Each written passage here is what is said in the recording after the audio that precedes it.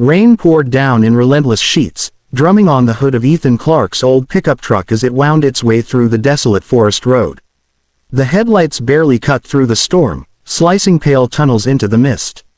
Ethan squinted, his fingers gripping the wheel tighter as the windshield wipers struggled to keep up. It was nearing midnight, and the world seemed swallowed by rain and darkness. Beside him, his 6-year-old daughter Lily sat wrapped in a blanket, her head resting against her teddy bear. She looked up, eyes sleepy but curious, as lightning split the sky. "Daddy," she murmured, "why is the sky crying?" Ethan smiled faintly, even though exhaustion hung heavy on his face. "Maybe it's sad tonight, sweetheart. Like you," she asked, tilting her head. His heart ached at her words. She was too observant for her age. "No," he lied softly. "Just tired." He didn't tell her that he'd lost another job that morning. The small-town mechanic shop he worked at had closed without warning, and with it went his last steady paycheck. Bills were piling up on the kitchen counter, and the electricity notice sat unopened. He was doing everything he could to give Lily a normal life, but lately, even the simplest things felt impossible. He took a deep breath, focusing on the road. The forest stretched endlessly on both sides, the storm turning every sound into a whisper of danger. Then, just as he rounded a bend, something flashed in his headlights, a shape lying near the ditch. Ethan's heart jumped. He slammed on the brakes, the tires screeching against the wet gravel before the truck skidded to a stop. "Stay here, baby," he said quickly, his voice firm but calm. "Don't move, okay?" Lily nodded, her little hands gripping her bear tightly. "Okay, Daddy." Ethan grabbed the flashlight from the glove box and stepped out into the downpour. Cold rain instantly drenched him, but he didn't care. The beam of light swept over the figure, a woman, lying motionless in the mud. He rushed over, kneeling beside her. She was breathing, barely. Her clothes were soaked and torn, her hair plastered to her face. Mud streaked her cheeks, and blood dripped from a cut on her forehead. "Hey," Ethan said, shaking her shoulder gently. "Can you hear me?" The woman's eyes fluttered open. They were striking, green, sharp, and filled with raw terror. She recoiled the moment she saw him. "Please," she gasped weakly, her voice trembling, "please, don't hurt me. I can't walk." Ethan froze, caught off guard by the panic in her tone. He softened his voice. "I'm not gonna hurt you, ma'am. You're hurt, that's all. I'm here to help." But she shook her head frantically, trying to push herself away, her arms shaking. The flashlight beam caught the angle of her leg, and Ethan grimaced. It was badly twisted, maybe broken. "Easy," he murmured. "You're safe. Just stay still." "No," she whispered, clutching at his sleeve with trembling fingers. "They might come back." "Who?" he asked, glancing down the road. Before she could answer, the roar of an engine pierced through the storm. A black SUV sped past, its tinted windows gleaming under the rain. The woman flinched violently, burying her face against her arms. "Please," she pleaded, barely audible over the thunder. "Don't let them find me." Something inside Ethan snapped into focus. He didn't know what had happened, but he knew fear when he saw it. Without another thought, he scooped her into his arms. She cried out in pain, her fingers clutching at his jacket, but he held her tight. "I've got you," he said. "You're safe now." He carried her back to the truck and opened the back door. Lily gasped softly when she saw the woman's bruised face. "Daddy, who is she?" "She's hurt," Ethan said. "Gently. We're gonna help her." He laid the woman across the back seat and covered her with Lily's spare blanket. The woman's teeth chattered, her lips pale. Even through the dirt, Ethan could see she was young, maybe early 30s, and beautiful in a fragile, haunted way. "Name's Ethan," he said as he started the truck again. "What's yours?" She hesitated, her voice barely a whisper. "Clara. Clara Hayes." The name rang a distant bell in his mind, but he couldn't place it. "All right, Clara, hang on, okay, we'll get you somewhere warm." They drove in silence through the storm. Lily watched her father nervously, sensing his tension. When they reached the outskirts of town, Ethan turned down a gravel path that led to a small cabin hidden in the trees, the place he and Lily called home. It wasn't much. One main room, a fireplace, 2 small bedrooms, and furniture that had seen better days. But it was safe, and that was all that mattered now. He lifted Clara again, ignoring the way his muscles protested. She was light, too light, as if she hadn't eaten in days. He carried her to the couch and laid her down gently. Lily hurried to grab towels from the bathroom. "Here, Daddy," she said, handing them over. "Good girl," Ethan said, giving her a quick smile before drying Clara's face and hair. Clara shivered violently. "You shouldn't have helped me," she murmured. "You don't know what you've done." Ethan crouched by the fireplace, striking a match to light the kindling. "You needed help. That's all I need to know." When he looked back, Clara was staring at Lily, her expression softening. "Your daughter?" "Yeah," Ethan said, feeding another log into the flames. "Lily. She's my whole world." Lily smiled shyly, sitting beside the couch. "Hi, Miss Clara." Clara gave her a faint smile. "Hi, sweetheart." The warmth from the fire slowly filled the room. Ethan examined Clara's leg. The swelling was bad. "You might have broken it," he said. "You need a doctor." "No hospitals," she said sharply, her voice filled with panic. "Please, not there. They'll find me." Ethan frowned. "Who will?" She turned away, silent. Her fingers trembled as she reached for the blanket. "Just, not yet, please. Let me stay until morning." He hesitated, then nodded. "Fine, you can rest here tonight. We'll figure it out tomorrow." Her shoulders relaxed slightly, as if the simple offer had lifted a weight from her. "Thank you," she whispered. Ethan leaned back against the wall. "You're welcome." For a while, the only sound was the fire crackling and the rain easing outside. Clara's breathing steadied, and Lily curled up on the rug beside the couch, her teddy bear tucked under her arm. When Ethan finally sat down, exhaustion hit him, but his mind refused to rest. Who was this woman really? Why did she look like she'd been running for her life? He was still lost in thought when Clara spoke again, her voice weak but clearer. "You don't know what kind of danger you're in." Ethan turned his head. "Maybe not, but I wasn't gonna leave you to die in the rain." Her eyes met his, a flicker of guilt, fear, and gratitude swirling together. "You're a good man, Ethan Clark." He smiled faintly. "Don't say that yet. You haven't tried my coffee in the morning." A soft laugh escaped her lips, fragile, but real. For a brief moment, she looked like someone else entirely, someone who had known laughter once, who hadn't been hunted. Ethan stayed awake long after she drifted off, watching the embers fade. Every creak of the old cabin made his nerves tighten. Something told him that Clara Hayes wasn't just running from anyone, she was running from something powerful. He was proven right a few hours later. Just before dawn, a faint light swept through the trees. Outside, headlights. The rumble of an engine broke the silence. Ethan moved to the window, his chest tightening. A sleek black SUV rolled slowly down the gravel path. A man in a dark suit stepped out, tall, with a posture that screamed control. He scanned the cabin with sharp, predatory eyes before lifting a hand to his earpiece. "She's close," the man said coldly. "Spread out. Check every cabin. Don't leave traces." Ethan's stomach twisted. He grabbed the baseball bat that leaned against the wall and turned toward the couch. Clara's eyes snapped open, filled with sheer panic. "They found me," she whispered. "Who are they?" Ethan demanded in a low voice. She swallowed hard, tears pooling in her eyes. "They work for me, or they used to. I'm the CEO of Hayes International." Ethan blinked. "Wait, Hayes International? You run that company?" Clara nodded. "Not anymore. I discovered where our money was going. Offshore accounts, illegal shipments, people being bought and sold under fake charities. When I tried to stop it, they came after me. My board signed the order. They made it look like I died in a car crash 2 nights ago." Ethan felt a chill crawl up his spine. Outside, footsteps crunched in the gravel. "They think you're dead," he whispered. "Yes, but if they see me here, they'll finish what they started." He glanced toward Lily's bedroom door.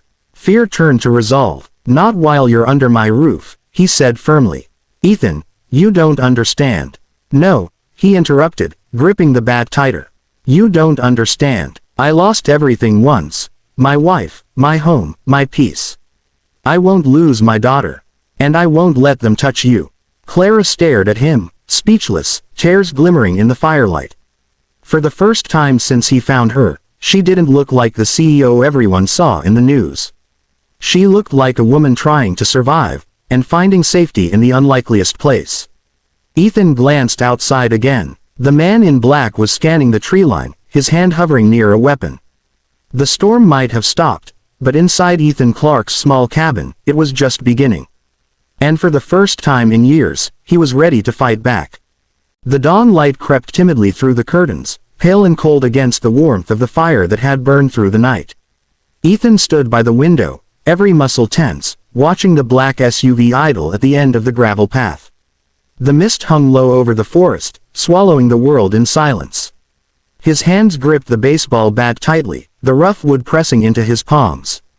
Behind him, Clara Hayes sat up slowly, wincing as pain shot through her injured leg. The swelling had worsened overnight. Her face was pale, her once carefully maintained hair a tangled mess, but her eyes, those striking green eyes, were still sharp, still alert. She could see the determination in Ethan's face and the fear lurking just beneath it. "You should take your daughter and go," she whispered. "Please. I can't let them find you here because of me." Ethan turned from the window, his jaw set. "I'm not running. Not while you're like this. They're dangerous, Ethan," she insisted. "You don't understand what they're capable of." He gave a small, humorless smile. "Lady, I've seen dangerous. I've faced men who'd steal food from my daughter's plate and call it business. I'm not afraid of a few men in suits." Clara's expression softened. "You're going to get yourself killed trying to protect me." Ethan crouched beside her. "I don't have much in this world, Clara. But I know right from wrong. And leaving someone to die when I can help, that's wrong." For a moment, she couldn't speak. No one had spoken to her like that in years. No hidden motives, no leverage, just quiet decency. Before she could answer, Lily's small voice broke the tension. "Daddy." Ethan turned to see her standing in the hallway, clutching her teddy bear. "What's happening?" "Everything's fine, sweetheart," he said gently. "We just have some visitors outside." Clara's heart clenched. The innocence in the child's voice reminded her of what she'd lost, a normal life, the ability to trust anyone. "Lily, come here," Clara said softly. "Can you do something for me?" Lily nodded eagerly. "Go get Daddy's phone and bring it here, okay?" While Lily obeyed, Clara leaned closer to Ethan and whispered, "If I can get a signal, I can contact one person I still trust, my head of security, Marcus. He helped me escape. If he's alive, he'll come." Ethan handed her the phone when Lily returned. She dialed quickly, her fingers shaking. The call went straight to voicemail. Her eyes filled with frustration and fear. "They must have found him," she whispered. "I'm on my own." Ethan crouched by the window again. The men outside were moving closer, scanning the area with flashlights. He could make out two of them now, both armed. He cursed under his breath. "All right," he said. "We need a plan." "There's a back exit," Clara murmured. "If we take the forest trail, we might reach the old train station. From there, I can figure out how to contact someone." Ethan nodded. "Can you walk?" She tried to move her leg and grimaced in pain. "Not far," he thought quickly. "Then I'll carry you." Clara shook her head. "You'll be too slow with me. They'll see us." He met her gaze, unwavering. "I don't care. You're not staying here." Something inside Clara cracked at those words. For years, people around her had done everything for profit, power, or position. But Ethan was risking everything for a woman he'd met less than a day ago. She didn't know whether to thank him or weep. Before she could respond, headlights swept across the cabin again. A voice outside shouted, "Search the place." Ethan grabbed his coat and motioned for Lily to stay quiet. He lifted Clara into his arms, her body tense, breath shallow, and moved toward the back door. Every creak of the old floorboards sounded like thunder.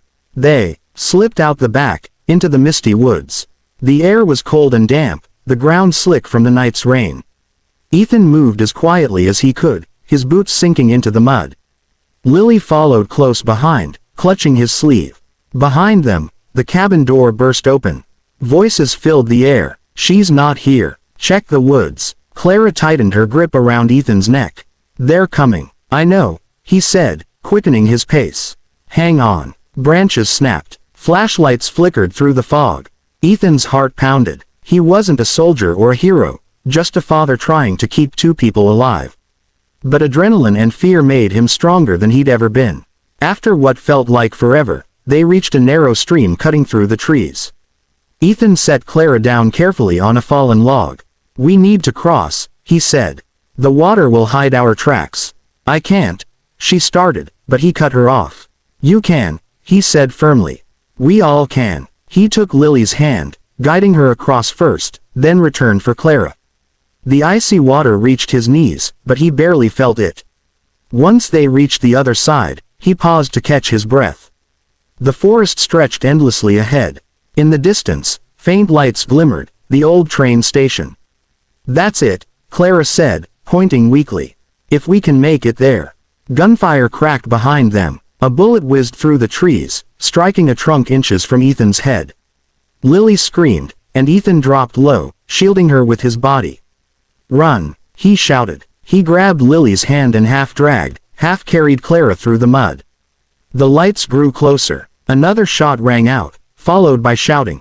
When they finally stumbled into the clearing, the station loomed ahead, abandoned, its roof half-collapsed. Ethan kicked open the rusted door and rushed them inside. He laid Clara down against a bench, her breath ragged, pain etched on her face. "They won't stop," she said. "Not until I'm dead." Ethan looked around. There was an old power box on the wall, rusted but still wired. He pulled his phone out, smashed it open, and twisted the wires together. Sparks flew. The emergency radio inside the station flickered to life. "What are you doing?" Clara asked. "Calling for help," he said simply. Static filled the air. He tried a few frequencies, then spoke into the microphone. "This is Ethan Clark. We need immediate assistance at the Old North Ridge station. There are armed men after us. One woman injured, one child present." No response. He tried again. "Anyone out there?" After a moment of silence, a faint voice crackled through the speaker. "This is Officer Daniels." "Who is this?" Ethan exhaled. "Clark. We need backup now." "Copy that," the voice replied. "Stay put. Units are on the way." Ethan glanced at Clara, who stared at him in disbelief. "You just called the police." "Yes," he said. "What else could I do?" Her face went pale. "If the police come, they'll know where I am." "You don't understand. Some of them work for my company. I can't trust anyone." Before he could reply, the sound of footsteps echoed outside. Heavy, deliberate. They'd been followed. Ethan motioned for Lily to hide under the old bench. "Stay quiet, baby. No matter what happens." She nodded, tears spilling down her cheeks. He turned to Clara. "Can you still move?" "Barely," she whispered. "Then let them come," he said, gripping the baseball bat. "They'll have to go through me first." The door burst open. Two men stormed in, guns raised. Ethan didn't hesitate. He swung the bat with all his strength, striking the first man's arm and sending his weapon flying. The man shouted in pain, but the second aimed directly at Ethan's chest. A deafening shot rang out, but it wasn't from them. The man dropped to the floor. Behind him, a third figure stepped into the doorway, a tall man with a bulletproof vest, gun drawn. "Marcus," Clara breathed. Relief flooded her face. "You're alive." Marcus nodded. "Barely. I tracked their signal here. We have to move, now." He helped Clara up while Ethan gathered Lily. Sirens wailed in the distance, police approaching fast. As they hurried outside, the dawn finally broke through the trees, painting the world in gold. Clara winced in pain but refused to stop. When they reached the road, police cars surrounded the area. The remaining men from the SUV tried to flee but were quickly taken down. Ethan stood there, still holding Lily, the adrenaline slowly draining from his body. Clara turned to him, tears glistening in her eyes. "You saved my life," she said softly. "Twice." He shook his head. "You would have done the same." "No," she whispered. "You don't understand. No one's ever done something for me without wanting something in return. Until you." Lily smiled up at her. "You can stay with us, Miss Clara. Daddy makes really good pancakes." Clara laughed through her tears, her heart melting at the child's innocent offer. For the first time in days, she felt warmth spreading through her chest. Marcus approached. "They'll want your statement," he said. "But I'll make sure you're protected this time. The board's going down." Clara nodded slowly, then looked at Ethan again. I don't know how to thank you. You already did, he said. You're alive. She smiled faintly, the corners of her lips trembling. Then let me return the favor someday. He nodded, unsure what to say. The chaos around them faded into the background, the flashing lights, the shouting officers, the stretchers. All he saw was her standing there, alive and free, her eyes shining with gratitude. Weeks later, after the news broke about the scandal within Hayes International and the arrests that followed, Ethan received a letter. Inside was a simple note in Clara's handwriting. For the man who reminded me what courage looks like. If you ever need anything at all, you know where to find me. Beneath it was a check, enough to change both his and Lily's lives forever. Ethan smiled, tucking the letter into his jacket. Money wasn't what mattered. It was the memory of that night. The rain, the fear, the moment he chose to help a stranger who turned out to be far more than she seemed. And somewhere across the city, in a sleek office now ruled by justice instead of greed, Clara Hayes looked out at the skyline, her legs still healing, her heart still remembering the man and the little girl who saved her. Sometimes, she thought, angels didn't have wings. Sometimes, they drove old trucks and carried baseball bats.